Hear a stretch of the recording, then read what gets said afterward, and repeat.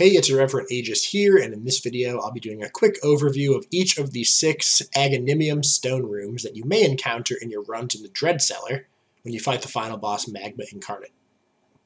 You only enter the rooms twice per battle, once around 66% boss health and another around 33% boss health.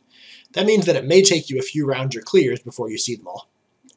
Anyway, this video will give you a quick overview of each of the rooms and what to expect when you are attempting either the hard mode or going for the trifecta title, the Dreaded.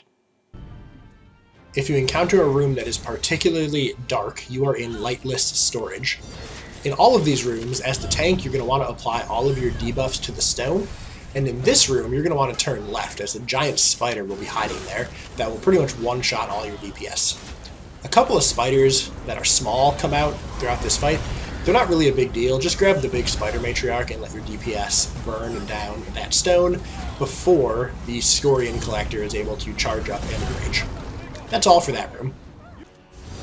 If you're teleported to a room where there's a lava circle around the outside of the room, you're in the deep stone kiln. Somebody's going to get marked with something here. You can see on the left of my screen, there it is. That's going to put a growing AoE lava pool on the ground. That person that gets marked should just take that outside of the middle so it doesn't interfere with anything. Other things that happen here are flame AoEs hit the ground and then go away. Those can just be avoided by the DPS, and a few low priority ads are going to come out, so as the tank, feel free to grab them. That's it for the Deep Stone Kiln. The room with water and ice is called the Ice Prison, and what happens here is a tornado spawns on the center and extends all the way to the outside of the room, and it spins around the circumference of the room. The most important priority is that the tank grabs the Frost Atro and keeps the Frost Atro away from the group, as it does several different AoE moves, including a conal that can one-shot your group and a big growing circle AoE. As long as the DPS avoid the tornado and avoid the Frost Atro, they'll be fine, and this room is pretty easy just like the rest of them. The room with the spike traps on the ground is called the Arcless Oubliette. And other than avoiding the traps, there's a couple of things that go on here. First, there's going to be a giant bone colossus that spawns. That is the priority for the tank to pick up.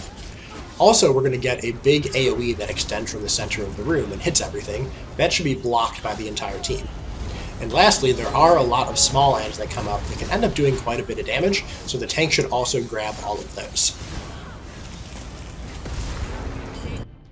The flame pit has lava interspersed throughout the room.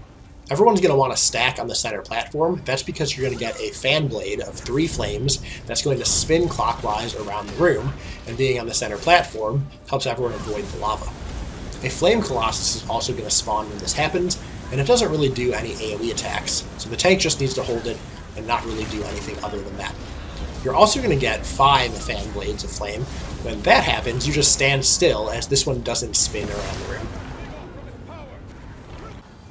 The green room with the gravestones is called the Forgotten Graves, and this is probably one of the simplest rooms, as all that really happens here, as several ads spawn throughout the fight, the tank just needs to pick them up and let the DPS do their thing. There you have it, a quick overview of each of the 6 rooms. Use this as sort of an appendix to any of the other Dread Cellar guides.